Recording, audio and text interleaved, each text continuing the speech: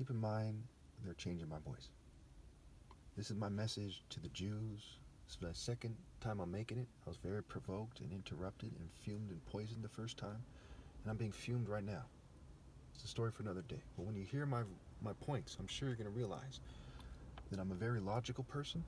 I deal in reason, analytical thinking, critical thinking, deductive reasoning, and things of that nature. I deal in the facts. White, Jewish, and LGBT neocolonial control and the extreme denial that leads to censorship. Even if you know the truth is going to lead to censorship, you should say it. So I have three categories here on the screen. The first is white, the second is Jewish, the third is LGBT. It goes without saying that there are poor Jews who benefit to some degree from the mischief of the richer ones and the richer whites and then LGBT and so on and so forth, right? There's poor white, poor, richer white, poor Jewish, richer Jewish, poor LGBT, richer LGBT.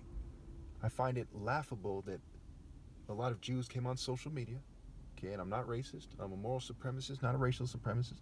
A lot of them came on social media and said that they don't want people to put the Jews in one category.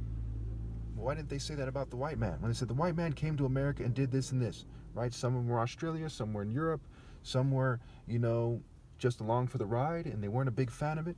But nonetheless, no one seems to have a problem with that. And again, it's because it's fair enough because it's a figure of speech. Write that phrase down, a figure of speech. Okay. So the first point I'm going to make on the first line is corporate partnerships, conglomerates, and transnational corporations. Lots of white people, lots of Jewish, lots of LGBT. That's what those quotation marks stand for. It means in that category as well. Okay? Very key. Second point is there's many billionaires and millionaires, powerful corporations, and powerful social clubs. White people, Jewish, LGBT, right? Token minorities and other, races are there, but they have a less significant role. Write this down. Other races have a less significant role when it comes to these things. Right? There's like 22.5 millionaires and billionaires in America, and they're mostly white, Jewish, and LGBT. And there's like 54 millionaires and billionaires 54 million millionaires and billionaires in the world, and they're mostly, in the West, they're mostly white, Jewish, and LGBT. And the other ones have a kind of Western culture, right? They're a communist, or another philosophy or religion that comes from the West for the most part, right? Okay, so I just interrupted again, and I had to make another clip, but here we go. So point number 3, President Biden and Donald Trump are considered white. Who would have thought? Obama is whitewashed, the rest of the presidents are basically considered white. Most of the vice presidents considered white. Right? The first female woman of color vice president was just elected, not that long ago in history, right? And she was Kamala Harris. Pretty sure we can all agree on this. We look at the Jewish category, okay? Social media tycoons, Zuckerberg, Musk, right? Someone told me Musk was born in Israel. Correct me if I'm wrong. Someone else says something about South Africa. So one way or another, we know that there's a bunch of Zuckerberg-looking people and Musk-looking people. We'll get to that. Mostly Zuckerberg, right? That kind of elf-like Jewish face, right? That is commonly associated with Jews, right? It's one of several that are very common, right? Now, the last category, LGBT. Tinder has its headquarters in Hollywood, okay? And social media, big time LGBT run and LGBT friendly, big time. Their rules, big time reflect that. Pretty straightforward, okay? Point number 4, the royals, okay? The royals like Harry and William and their family. Now, for whatever reason, Harry, if you examine his face carefully and compare it to a Jewish face, he looks Jewish. Compare it to the IDF. Compare it to the masses of Jewish people. Do a search of Jewish people and look at their facial features, the look in their eyes. Look at them, right? They look very similar. Some European people have a round head, okay? Some have a more elongated face, round face. Some have a more elongated face, okay? Etc. These guys have that Jewish elongated face, okay? And that kind of Jewish smile, which is characteristic of Jews. And the Jews who worship the devil, the temple of Set, they often, call it the jackal smile, okay? Themselves, mind you, whether I approve of it or not. The third category, LGBT, right? Harry and William also are gayish. Look at Pinky from Pinky and the Brain. He's gayish, right? Look at the rainbow unicorn thing that, has got a My Little Pony, right? Gayish, right? Harry and William have a My Little Pony spirit, and they look like Jews. Pretty straightforward. Okay. Point number 5. The military-industrial complex, right? Look at Sidney Gottlieb. Look at who the key players were. They're a bunch of white-looking people, Jewish-looking people, and when we consider the spirit, right, the dominating characteristic, the energy, it is LGBT time and time again. And I would, if you challenge me on this point, I would love, I'd love to explore that with you. But I'm going to make this brief, okay? Consider the factual history of the CIA, FBI, and the military organizations. Iran-Contra, for example. Also keep in mind that history books are notorious for being full of lies. So what evidence do you have that suggests that whites, Jews, and LGBT people aren't collaborating to cause 9 million people to starve to death and die of hunger-related issues every year, including 3 million children? That means over 10,000 children are starving to death or dying of hunger-related issues because of what whites, Jews, and LGBT people have done collectively. Say it with me, collectively. One more time, collectively, right? So if you're the last mate on a pirate ship, are you still responsible? Yes. You're part of that culture. You're on board, as they say. You're part of that grouping, okay? And you bear a certain responsibility. Even if they just give you one small gold coin and everyone else gets tons of gold coins, you're still benefiting from it. Just like white privilege.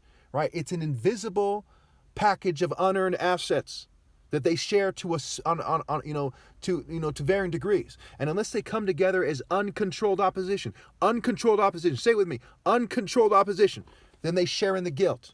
Is your argument that people in the news and the parties they represent, Fox and CNN and MSNBC, aren't controlled opposition? When they get paid money, historically on record for media spin, the Bush administration, for example, paid the media lots of money to spin things, and you're going to argue that them and their groupings aren't controlled opposition? Really? So if some white or Jewish and LGBT person gets on the news, that magically they're separating themselves from guilt? Preposterous, absurd, outrageous, outlandish, nonsense. All right. So remember, the definition of delusional is ignoring the overwhelming amount of evidence that proves you wrong. So if they say I'm wrong, they're delusional. It's also delusional to think that one can live a pitiful life of pretending someone is wrong about what needs to be said the most, what matters most. Things have to do with God and morals and romantic relations and economic justice and social justice, okay? That one can sit there and say, no, it's no big deal. They're in denial. They're delusional. They think that living a life of a bitch is preferred to moral precision. That's sick. Pretty straightforward. And I hope every Jew who listens to this, every Jewish gentleman and every Jewish lady gets very mad and decides to stop doing what they're doing and to stop playing their part. Because if this was Nazi Germany and you were in camps instead, you would want the Germans to stop doing what they're doing. You want them to stop playing their part, and you want the poor German to stop pretending that he's not a part of the problem. Thank you. Okay? Now, I'm not done yet. I'm just going to shoot through the rest. So point number 7, social clubs, lobby groups, networks, political groups, and corporate groups. White, Jew, LGBT proves my point. Point number 8, there are even children's groups such as the Boy Scouts that reinforce the cultural norms, mores, traditions, and customs of this white Jew and LGBT, white Jewish and LGBT dominated society. As the saying goes, money is power. Unfortunately, it is evil power. There's an old saying in the Old Testament, from evil doers come evil deeds, 1 Samuel 24:13. So what deeds do you have to show us that you're not part of this massive problem that is historically white, Jewish, and LGBT, just like slavery? If you existed during slavery or the Native American genocide, would you say, hey, I just happen to be with the colonists, I'm part of their infrastructure, but I don't approve of what they're doing, so magically I'm not to blame at all? You're part of their infrastructure, you're benefiting from it. You benefit from the white, Jewish, and LGBT privilege of the colonists. How can you then turn around and say you have nothing to do with it, and how dare you accuse me of it? Outrageous. 9, the news outlets oversimplify, overgeneralize, and avoid the argument, etc. While the masses of people are notorious for gaslighting, playing stupid, and or being stupid. These 3 groups, though often nice, okay? I have crushes on white women. I was engaged to a white woman before. They're often nice. My mom's white, and are the trailblazers for the token minorities and the rest of their infrastructure that assists them in what is basically collectively a less significant capacity. So again, these 3 groups, though often nice, are the trailblazers for the token minorities and the rest of their infrastructure that is system and evil, okay, in what is basically the token minorities, system in what is basically collectively a less significant capacity. They take advantage of the fact that people do not organize their thoughts, write them down, and then make drafts. Write this down. They take advantage of the fact, irrefutable fact, that people, generally speaking, do not organize their thoughts, write them down, and then make drafts, and then make final drafts, and then organize their arguments. I myself did not do this to a large degree, even in my original videos, as it wasn't really necessary, as people basically knew I was right about everything except minor and relatively insignificant details from the start.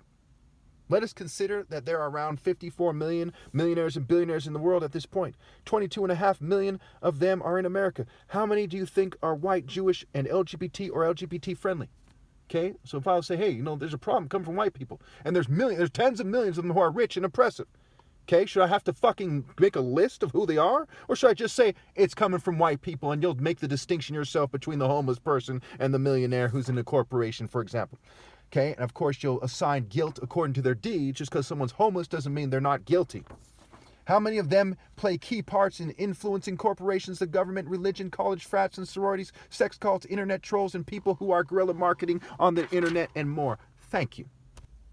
I want to be crystal clear about this. If you knew who I am, you would really respect what I'm saying. I do not want anyone to assault Jewish people senselessly as a result of hearing this video. I do not want schools to be shot up, or churches, or things of that nature. That is not the purpose of this video. If you do those things, okay, out of some kind of petty rage, some kind of desire to get even with them and not take your own, take responsibility for your part in what people refer to as the New World Order or the modern world, neo-colonialist world, the modern neo-colonialist world. And you are definitely not doing so with my permission, and you're definitely not on my side.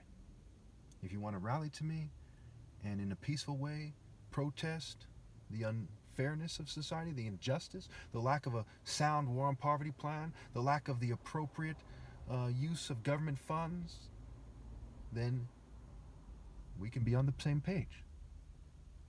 Again, no senseless violence. Thank you.